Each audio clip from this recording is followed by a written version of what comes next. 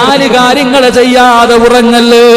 അല്ലാഹുവിന്റെ പ്രവാചകൻ തന്റെ പ്രിയപ്പെട്ട ഭാര്യയായ മഹദിയായ ആയിഷ ബീവി റളിയല്ലാഹു തആല അൻഹയോട് അല്ലാഹുവിന്റെ റസൂൽ പറഞ്ഞു, ആയിഷ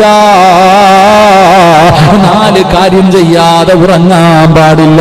മുത്തുനബി അവിടെന്ന് പറയുമ്പോ ആയിഷ ബീവി റളിയല്ലാഹു തആല അൻഹ ചോദിക്കുന്നു, യാ റസൂലല്ലാഹ്, ആ 4 കാര്യമേതാണ് നബിയേ?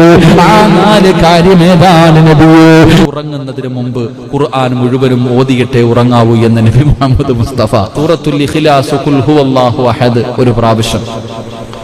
സൂറത്തുൽ ഇഖ്ലാസ് ഖുർആനിന്റെ 114 അധ്യായങ്ങളിൽ അവസാനത്തെ 3 സൂറത്ത്.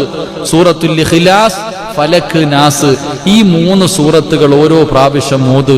ഒരു ഖത്തം ഓതിയ പ്രതിഫലം അല്ലാഹു നിനക്ക് തരുമെന്ന് നബി മുഹമ്മദ് മുസ്തഫ.